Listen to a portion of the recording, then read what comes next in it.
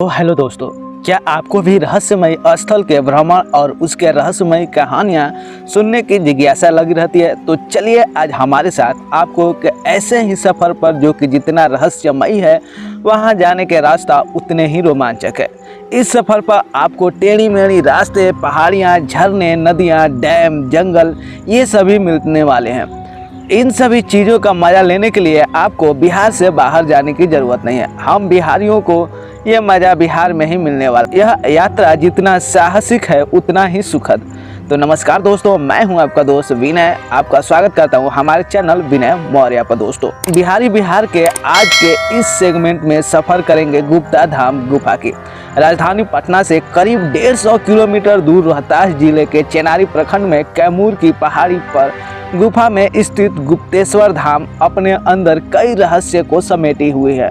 हम उन सभी रहस्य को खंगालने की कोशिश करेंगे, लेकिन उससे पहले हम सफ़र पर तो निकले। पहले तो करमचट डैम आपको गुप्तेश्वर धाम के रास्ते में मिलेगा, जो आपको दूर दूर तक पानी ही पानी दिखने वाले हैं। इस डैम की खूबसूरती कैमूर की पहाड़ियाँ और भी बढ़ा देती है। ठंड के दिनों में पहाड़ियों के बीच से निकलती हुई धुएं का दृश्य आपके मन को ना मोह ले तो फिर क्या कहना। यह नज़ारा आपको काफ़ी दूर तक देखने को मिलेंगी। चारों तरफ छोटी छोटी पहाड़ियाँ, लबालब पानी से भरा डैम, और उसके बीच से जब आप गुजरते हो तो एक समय के लिए आप भूल ही जाएंगे कि आप बिहार में हैं। करमचट बांध से करीब 20 से 25 किलोमीटर दूरी पर स्थित गुप्तेश्वर धाम गुफा में पहुँचने के लिए रेहल, पनियारी घाट और उगहनी घाट जैसे 3 दुर्गम यानी कठिन रास्ते हैं। नया रास्ता ताराचंडी धाम के पास से है। इस रास्ते से गाड़ियां भी जाती है। पनियारी पहुंचने के बाद गुफा में पहुंचने के लिए आपको पहाड़ी पर चढ़ना होगा। उसके पहले यहां से चलने के बाद रास्ते में 2 बार दुर्गावती नदी को पार करना होगा। वर्षा के दिनों में इस नदी का जलस्तर इतना बढ़ जाता है कि इस नदी को पार करना थोड़ा मुश्किल है। आपके रिक्स लेकर नदी को पार करें। यहाँ की नदी पार करने के लिए कोई मुकम्मल व्यवस्था नहीं है दोस्तों, इसलिए नदी पार करते वक्त सावधान रहें। और अब आप गुप्ता धाम के बेहद करीब पहुँच चुके हैं दोस्तों। चारों तरफ आपको हरे भरे और ऊंचे पेड़ पौधों से घिरी इस नदी का दृश्य कश्मीर घाटी से कहीं भी कम आपको एहसास नहीं कराएगी। लगभग 3 या 4 किलोमीटर ऊपर नीचे समतल चलने के बाद पहाड़ियाँ का दूसरा छोर आता है। वहाँ से 3 या तो 4 किलोमीटर दूर चलने के बाद आता है बाबा गुप्तेश्वर नाथ की गुफा, जिसमें भगवान शंकर भस्मासुर से बचने के लिए छुपे थे। गुफा के लगभग 2 किलोमीटर दूर एक कुंड है। इसे आप झरना कह सकते हैं, क्योंकि बारिश के दिनों में पहाड़ी से गिरता हुआ पानी झरना बन जाता है। इस वक्त का नज़ारा बस देखने लायक होता है, सारी नहाने लायक होता है, क्योंकि आप यहाँ नहाए बिना नहीं रह पाएंगे। और मान्यता भी है कि गुफा में पहुँचने से पहले आपको यहाँ आकर इस कुंड में नहाना होता है, जिसे सीता कुंड कहते हैं। यहाँ का पानी इतना ठंडा है, यानी इतना शीतल होता है कि कुछ लोग इसे शीतल कुंड भी कहते हैं। शिव भक्त यहाँ नहाने के बाद वहीं से जल लेकर गुफा में बाबा का दर्शन करने जाते हैं। इससे पहले आपको पहाड़ी पर चढ़ाई करनी है। इस पहाड़ की ऊंचाई का आकलन करना थोड़ा मुश्किल है, लेकिन कहा जाता है कि इसकी ऊंचाई 3000 मीटर यानी 3 किलोमीटर होगी। ये आपको बॉडी को चैलेंज कर सकती है। पहाड़ी के चढ़ने के क्रम में आपका जो चीज़ें रोमांचित करेंगी वो है अनेक तरह की आवाज़ें, जीव जंतु, समृद्ध प्राकृतिक छटा से ये सभी मन आपको मोह लेता है। बंदर और लंगूर का झुंड इस यात्रा को और भी अद्भुत बना देता है दोस्तों। पहाड़ पर चढ़ाई करने के रास्ते में ही आपको बाघवा खो मिलेगा। इस खो के बारे में कुछ खास विस्तृत जानकारी नहीं मिल पाई है।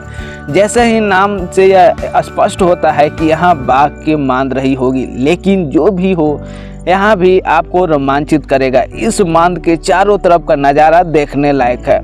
इसके बाद आगे बढ़ने पर आप पहुंच जाएंगे गुप्ता धाम का गुफा। प्राचीन शिवलिंग में शुमार रोहतास जिले के गुप्तेश्वर धाम गुफा स्थित शिवलिंग की महिमा का बखान आदि काल से होता आ रहा है। मान्यता है कि प्राकृतिक सुषमा से सुजोजित वादियों में स्थित इस गुफा में जलाभिषेक करने के बाद शिव भक्तों की सभी मन्नतें पूरी हो जाती हैं। पौराणिक व्याख्यानों में वर्णित भगवान शंकर और भस्मासुर से जुड़ी कथा को जीवंत रखे हुए ऐतिहासिक गुप्तेश्वर गुप्तेश्वर नाथ महादेव का गुफा मंदिर आज भी रहस्य बना हुआ है। आपने एक कहानी सुनी होगी, कैलाश पर्वत पर मां पार्वती के साथ विराजमान भगवान शिव ने जब भस्मासुर की तपस्या में खुश होकर उसे किसी के सिर पर हाथ रखने की शक्ति का वरदान दिया था। भस्मासुर मां पार्वती के सौंदर्य पर मोहित होकर शिव से मिले वरदान की परीक्षा लेने हेतु उन्हीं के सिर पर हाथ रखने के लिए दौड़ा। कहा जाता है कि वहां से भाग भोलेनाथ यही की गुफा के गुप्त स्थान पे छुपे हुए थे। रोहतास में अवस्थित विंध्य श्रृंखला की कैमूर पहाड़ी के जंगलों से घिरा गुप्तेश्वर धाम गुफा की प्राचीनता के बारे में कुछ प्रामाणिक साक्ष्य उपलब्ध नहीं है।